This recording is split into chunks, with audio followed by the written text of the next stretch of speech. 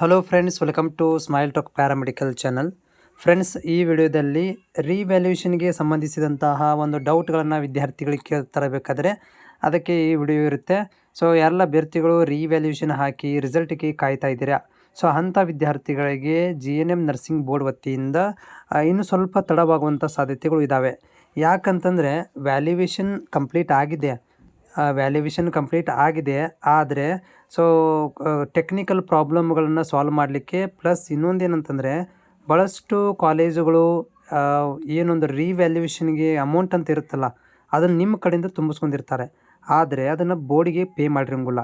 So ಅದಕ್ಕೆ ಸಂಬಂಧಪಟ್ಟಂತೆ GNM nursing ಬೋರ್ಡ್ನವರು ಹೋದ ತಿಂಗಳು 21ನೇ ತಾರೀಕಿಗೆ ಏನು ಮಾಡಿದ್ರು ಅಂತಂದರೆ ಒಂದು ಲಿಸ್ಟನ್ನು ಕೊಟ್ಟರು. ಭಾಳಷ್ಟು ಕಾಲೇಜುಗಳ ಲಿಸ್ಟ್ಗಳನ್ನು ಕೊಟ್ಟರು. ಏನಂತ ಅದರಲ್ಲಿ ಏನು ಮೆನ್ಷನ್ ಮಾಡಿದ್ರು ಅಂದರೆ, ನೋಡಿ ನೀವು 21/1/2025 ತನಕನೂ ಕೂಡ ನೀವು ಯಾರೂ ಕೂಡ ಇನ್ನೂವರೆಗೆ ಪೇಮೆಂಟನ್ನು ಮಾಡಿಲ್ಲ.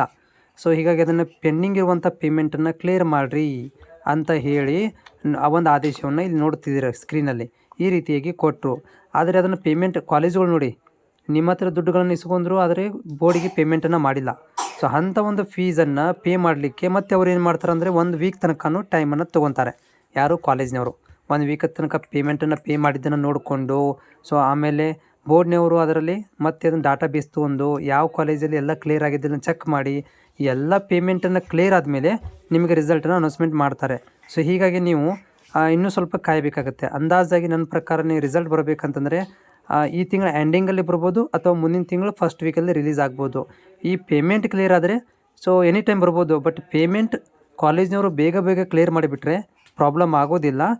ಮತ್ತು GNM ನರ್ಸಿಂಗ್ ಬೋರ್ಡ್ ವೆಬ್ಸೈಟಲ್ಲೂ ಕೂಡ ನೀವು ನೋಡ್ತಾ ಇರಿ, ಏನಂತಂದರೆ ರಿಸಲ್ಟ್ ಎನಿ ಟೈಮ್ ಕೂಡ ನಿಮ್ಮಲ್ಲಿ ಅನೌನ್ಸ್ಮೆಂಟ್ ಆಗ್ಬೋದು. ಅಂದರೆ ಎನಿ ಟೈಮ್ ಅಂದರೆ ಮುಂದಿನ ವಾರದಲ್ಲಿ ಅನೌನ್ಸ್ಮೆಂಟ್ ಆಗ್ಬೋದು. ಯಾಕಂದರೆ ಆಲ್ರೆಡಿ ಲೇಟ್ ಆಗಿದೆ. ಸೊ ನನ್ನ ಎಕ್ಸೆಪ್ಟೆಡ್ ಡೇಟ್ ಅಂತಂದರೆ ಈ ಮಂತ್ ಕೊನೆಯ ವಾರ, ಇಲ್ಲಾಂದರೆ ನೆಕ್ಸ್ಟ್ ಮಂತ್ ಫಸ್ಟ್ ವೀಕ್ ಅಂತ ಇದೆ. ನೋಡೋಣ. ಬೋರ್ಡ್ನವರು ಕೂಡ ನಾನು ಸೋಮವಾರ ದಿನ ಕಾಂಟ್ಯಾಕ್ಟ್ ಮಾಡ್ತೀನಿ ಬೋರ್ಡ್ಗೆ. ಅವ್ರು ಏನು ಹೇಳ್ತಾರೆ ಅನ್ನೋದನ್ನು ಮಾಹಿತಿನ ಸಿಕ್ಕರೆ ವಿಡಿಯೋ ಮುಖಾಂತರ ಶೇರ್ ಮಾಡ್ತೇನೆ.